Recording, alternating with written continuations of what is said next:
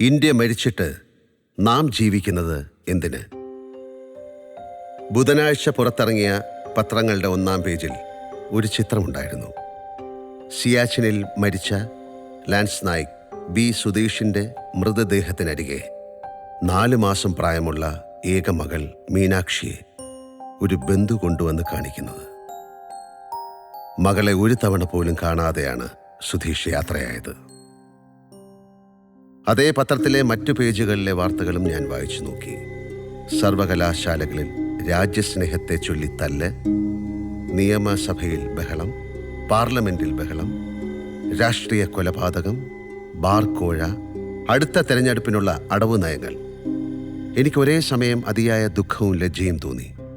ജീവൻ നിലനിൽക്കാത്ത ഉയരങ്ങളിൽ സ്വന്തം രാജ്യത്തിനു വേണ്ടി കാവൽ നിന്ന ഒരു സൈനികൻ തനിക്ക് പിറന്ന മകളെ കൂടി കാണാൻ സാധിക്കാതെ മരിച്ച് മൃതദേഹമായി വന്നിരിക്കുന്നു.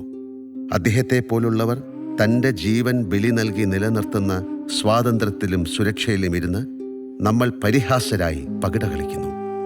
എന്താണ് രാജ്യസ്നേഹം എന്നതിനെക്കുറിച്ച് പറഞ്ഞ് വൃത്തികെട്ട രീതിയിൽ തല്ലുകൂടുന്നു.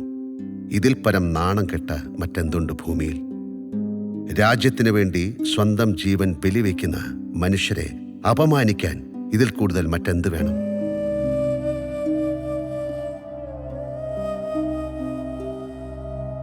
സിയാച്ചിൻ സന്ദർശിക്കാൻ എനിക്ക് ഒരിക്കൽ പട്ടാളത്തിൻ്റെ ക്ഷണമുണ്ടായതാണ്. അന്നത് സാധിച്ചില്ല. അവിടുത്തെ പ്രകൃതിയും അതിനോട് മല്ലിട്ട് മാതൃരാജ്യത്തിന് വേണ്ടി നിൽക്കുന്ന അതിധീരരുടെ ജീവിതവും കാണണം എന്ന് ഇപ്പോഴും എനിക്ക് ആഗ്രഹമുണ്ട്. മകരമാസത്തിൽ മഞ്ഞിറങ്ങിയാൽ 10 മണിവരെ കമ്പിളിയിൽ സസുഖം കിടന്നുറങ്ങുന്നവരാണ് നമ്മൾ. നമുക്ക് പല്ല് തേക്കാൻ മുതൽ കുളിക്കാൻ വരെ ചൂടുവെള്ളം തരാൻ കുളിമുറികളിൽ ഗീസറുണ്ട്. അതിനുശേഷമാണ് നാം സർവകലാശാലകളിലും ഓഫീസുകളിലും പൊതുസ്ഥലത്തുമെല്ലാം എത്തുന്നത്. എന്നിട്ടാണ് നാം ചർച്ചകൾ നടത്തുന്നത്, സമരങ്ങൾ സംഘടിപ്പിക്കുന്നത്, കല്ലെറിയുന്നത്, പട്ടാളത്തെ തെറി പറയുന്നത്, അവരെ സംശയിക്കുന്നത്, രാജ്യദ്രോഹികളെ ആവിഷ്കാര സ്വാതന്ത്ര്യത്തിൻ്റെ ആളുകളായി ചിത്രീകരിക്കുന്നത്. രാത്രി തണുപ്പിനെ മറികടക്കാൻ നമുക്ക് ഒരു ഫയർ സൈഡോ വിസ്കിയോ വേണം. അവിടെ ഇരുന്നും നാം ഘോരഘോരം ചർച്ച ചെയ്യും. എന്നിട്ട് വയർ നിറച്ചുണ്ട് വീണ്ടും കമ്പിളി വലിച്ച് മേലിട്ട് മതിമറന്നുറങ്ങും. അപ്പോഴെല്ലാം അങ്ങ് മുകളിൽ കൈയൊന്നുയർത്തിയാൽ ആകാശത്തിലെ മേഘങ്ങളിൽ തൊടുന്ന സ്ഥലത്ത് സ്വന്തം ഉടൽ മൂടി പൊതിഞ്ഞ് കൃത്യമായി ഭക്ഷണം കഴിക്കാനോ നിത്യകർമ്മങ്ങൾ ചെയ്യാൻ പോലുമോ ആകാതെ ഉറക്കമില്ലാതെ ഭ്രാന്ത് പിടിപ്പിക്കുന്ന ഏകാന്തതയിൽ ഹനുമന്തപ്പമാരും സുധീഷ്മാരും ഏകാഗ്രരായി നിൽക്കുന്നുണ്ട്, ഏതു സമയവും മരണത്തെ തൊട്ടുകൊണ്ട്. അപ്പോഴും അവരുടെ മനസ്സിൽ അങ്ങ് ദൂരെ വീട്ടിൽ പിറന്ന താൻ ഇതുവരെ കാണാത്ത മകളെക്കുറിച്ചുള്ള ആലോചനകളായിരിക്കും. രോഗിയായ അമ്മയെയും താൻ ഇല്ലാത്തതുകൊണ്ട് തളർന്ന് തനിച്ച് ജീവിക്കുന്ന ഭാര്യയെയും കുറിച്ചുള്ള ആധിയായിരിക്കും. അവരുടെ കീറി മുറിഞ്ഞ ഈ ആത്മാവിന് തീയിട്ടുകൊണ്ടാണ് നാം കുളിര് കായുന്നത്. ഓരോ ദിവസങ്ങളിലും മരവിപ്പിന്റെ മലമുടികൾ ഇറങ്ങി വരുന്ന അവരുടെ മൃതദേഹത്തിൽ ചവിട്ടി നിന്നുകൊണ്ടാണ് നാം സ്വാതന്ത്ര്യത്തിന്റെയും ആവിഷ്കാര സ്വാതന്ത്ര്യ ചർച്ചകളുടെയും നൃത്തമാടുന്നത്. ഈ മഹാപാപത്തിന് കാലം മാപ്പ് തരുമോ? ഇന്ത്യൻ സൈനികർ സിയാച്ചിനിലെ മഞ്ഞുപാളിയിൽ മറഞ്ഞുപോയപ്പോൾ അവരെ രക്ഷിക്കാൻ പാകിസ്ഥാൻ സൈനികർ സഹായ വാഗ്ദാനം ചെയ്തു എന്ന് പത്രത്തിൽ കണ്ടിരുന്നു. ശത്രു നൽകിയ സ്നേഹവും ആദരവും പോലും നാം നമ്മുടെ സൈനികർക്ക് നൽകിയോ? പൗരന്റെ രാജ്യസ്നേഹം എന്നത് അമ്മയും മക്കളും തമ്മിലുള്ള ബന്ധം പോലെ തന്നെയാണ്.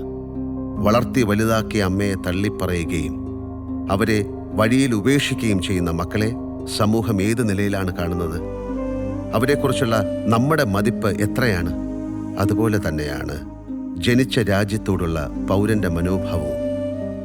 രാജ്യമെന്നത് നാം ചവിട്ടി നിൽക്കുന്ന ഈ മണ്ണാണ്. നമുക്ക് തലയ്ക്ക് മുകളിലുള്ള ആകാശമാണ്. ശ്വസിക്കുന്ന വായുവും കുടിക്കുന്ന ജലവുമാണ്. നാം കൊള്ളുന്ന മഴയും വെയിലും മഞ്ഞുമാണ്. ഒടുവിൽ നാം മരിച്ചിറങ്ങിക്കിടക്കേണ്ട വെന്തലിയേണ്ട മണ്ണടരുകളാണ്. അവയ്ക്ക് കാവൽ നിൽക്കുക എന്നത് സിയാച്ചിനിലെയോ കാശ്മീരിലെയോ ലഡാക്കിലെയോ സൈനികർ മാത്രം ചെയ്യേണ്ട ജോലിയല്ല. നാം എല്ലാം അതിൻ്റെ കാവൽക്കാരാണ്. തൂക്കും തിരകളുമല്ല, സ്നേഹവും ആദരവും വേണമെങ്കിൽ രാജ്യത്തിന് വേണ്ടി മരിക്കാനുള്ള സന്നദ്ധതയുമാണ് നമ്മുടെ ആയുധങ്ങൾ. അത് കൈവെടിഞ്ഞാൽ നാം ബുദ്ധിജീവികളാകുമായിരിക്കാം, പക്ഷേ നല്ല മക്കളാവില്ല. എനിക്കിപ്പോൾ നടക്കുന്ന രാഷ്ട്രീയ ചർച്ചകളിലോ ബഹളങ്ങളിലോ താല്പര്യമില്ല. മനോഭാവം മാത്രമേ എന്നെ അലട്ടുന്നുള്ളൂ. എന്തുകൊണ്ടാണ് നാം നമ്മുടെ മക്കൾക്ക് ഇന്ത്യ എന്ന അത്ഭുതത്തെക്കുറിച്ച് പറഞ്ഞു കൊടുക്കാത്തത്? അതിൻ്റെ അത്ഭുതപ്പെടുത്തുന്ന സംസ്കാരത്തെപ്പറ്റിയും അതിന് കാവൽ നിൽക്കുന്ന ഹിമാലയത്തെക്കുറിച്ചും അതിനെ നനയ്ക്കുന്ന മഹാനദികളെക്കുറിച്ചും പറഞ്ഞു കൊടുക്കാത്തത്? അതിൻ്റെ സാഹിത്യത്തെക്കുറിച്ചും ചിന്തയെക്കുറിച്ചും മനസ്സിലാക്കി കൊടുക്കാത്തത്?